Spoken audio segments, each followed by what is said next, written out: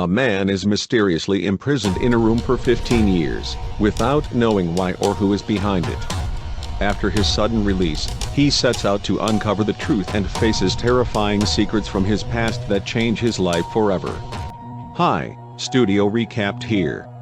Today, we're going to talk about a movie called Oldboy from 2003, a mix of drama, mystery, and action. Spoiler alert is on. Take care. The story is about a man named Oh Dae-su, who is arrested by the police on his daughter's birthday for causing a disturbance with a woman. He's heavily drunk, behaving erratically, and eventually, his friend, Ju-hwan, comes to the police station and gets him out. Oh Dae-su calls his little daughter from a payphone, telling her he got her a present and will be home soon. Ju-hwan also wants to wish her a happy birthday, but in the short time he's talking to her, he realizes that Dae-su has disappeared. Dae-su is kidnapped by someone and imprisoned in a room. Food is brought to him through a vent in the floor, and every once in a while, gas is pumped into the room to knock him out. They then clean the room, change his clothes, and shave him before leaving. The worst part for him is not knowing why he's there or how much longer he will be imprisoned. In the room, there's a painting of a suffering man. There's also a TV and a few notebooks.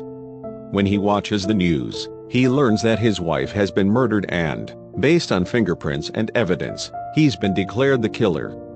This is when he realizes someone wants to torture him, but the fact that he has no idea who or why is maddening. Thinking he hasn't been a bad person, Dae-su starts writing down all his memories in the notebooks. He comes across a lot of names, but he's not sure about any of them. He spends 15 years in this room, tattooing the years of his imprisonment on his hands with a string from the notebook and ink. He attempts suicide several times. The worst part is the ants that crawl out from under his skin, driving him to the brink of madness. Every day, he practices boxing with an imaginary opponent. After several years, he finally manages to remove a brick and feel the outside air. Just when he's thinking about escaping, a woman visits him, and through hypnosis, asks him to imagine lying in a meadow. When he opens his eyes, he finds himself in a box. The payphone booth where he called his daughter has now been replaced by tall buildings. They leave him on the rooftop of one of the buildings. When he sees a man who's about to kill himself, he stops him and tells him the whole story of his imprisonment. But without hearing anything in return, he leaves the man, who then jumps off the building. Dae-su meets a group of young guys, steals a cigarette from one of them, and smokes it. They start cursing at him, and a fight breaks out.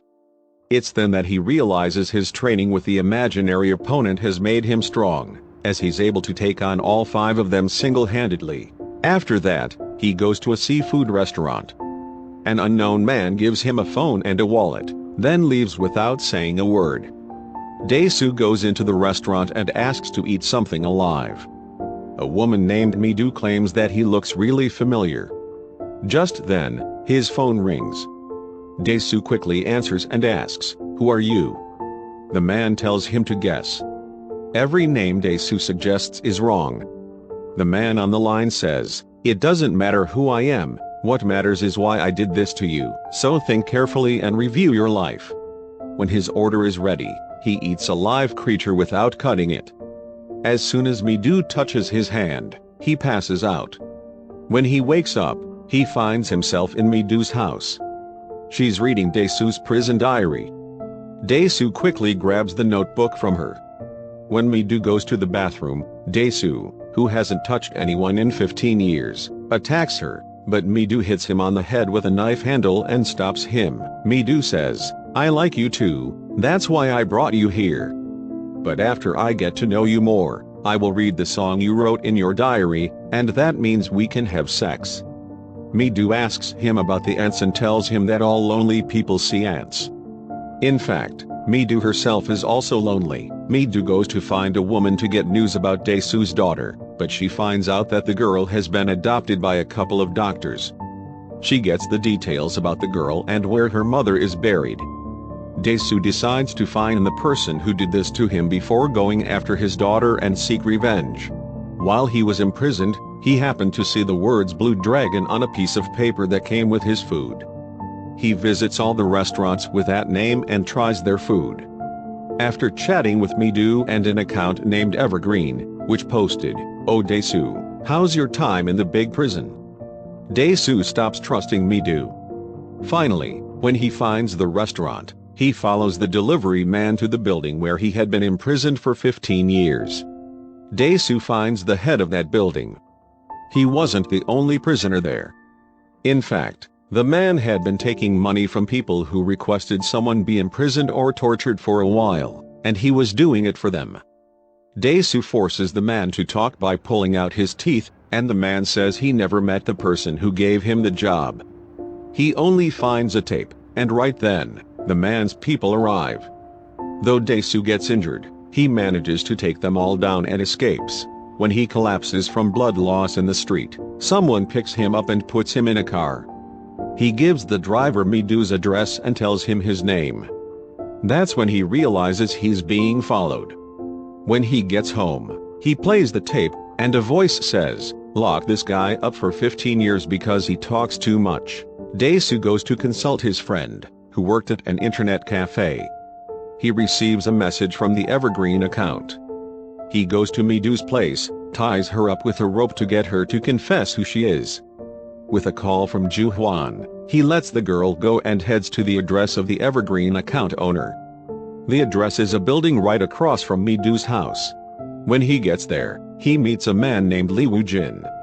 Lee Woo says nothing about why he did this and gives Dae-su until July 5th to figure out the answers himself. He even threatens to kill Mi-do, the woman Dae-su loves. When Dae-su attacks him, Lee Woo says his heart has a battery, and by pressing a button, he could kill himself before anything happens. As a result, Dae-su's questions remain unanswered. When Dae-su leaves Mi-do's house, the door was left unlocked, and the guys he fought with the day before come after Mi-do. They overpower him and the leader tries to pull out his teeth. One of Lee Woo's men arrives with a bag of money and convinces them to leave. Dae-su threatens the leader that he'll cut off his hand. After that, Oh Dae trusts Mi-do, and they escape the house together in a rented car. Mi-do recites the poem she was supposed to read when they were ready for sex, and they make love and fall in love with each other. Lee Woo finds them using the listening device hidden in Oh Dae's shoe. He knocks them out with the same gas and leaves them a box containing the severed hand of the person Oh Dae had been threatening. Realizing they are being eavesdropped on, they go to a shop and ask the shop owner to find the listening device. They then visit the school where Oh Dae had studied, and through school records, they find Lee Woo. Oh Dae calls Jo-woo and asks about Lee Woo, but Jo-woo knows nothing. He then asks about a girl named Lee Soo-ae, a girl whose photo was erased from the pictures and who had jumped into a river and died. Lee Woo, who could no longer control them through the listening device, goes to an internet cafe and overhears these conversations. When he hears Jo-woo speaking about the girl and calling her promiscuous and that she slept with everyone, Lee Woo attacks Jo-woo, shouting, "My sister wasn't a whore," and kills him. Oh Dae thinks that now that Lee Woo has cut off his hand, he can trust him. He asks Lee Woo to take care of Mi-do and set her free if he doesn't return by July 5th. Oh Dae goes to visit one of his classmates and asks about Lee Soo-ae. The classmate says, "Everyone has heard everything from your mouth, you should know better than anyone." Oh Dae remembers that on the last day he was leaving school, he saw Lee Soo-ae with a boy. Lee Soo-ae, holding a mirror, noticed his presence. Oh Dae tells a friend about this and asks him not to tell anyone. In fact, that boy was Lee Woo. When Oh Dae tells Mi-do about the situation, she asks him to forget everything and run away with her forever. However, Oh Dae is determined to take revenge. By putting together clues he saw in the messages on the Evergreen account, he finds the address and goes to confront Lee Woo. He asks Lee Woo, "Did you sleep with your sister?" But gets no answer. He fights with Lee Woo's men, beating two of them. Lee Woo says, "It wasn't because of hypnosis that you don't remember, you just didn't care that the things you said destroyed my sister's life. Your words spread so much that my sister even believed she was pregnant and killed herself. So your words killed my sister." not our relationship. Oh Dae, based on the date of the photo of Lee Soo-ae by the river, is sure that Lee Woo was there that day too, and tells him, "You killed your sister yourself because you were scared."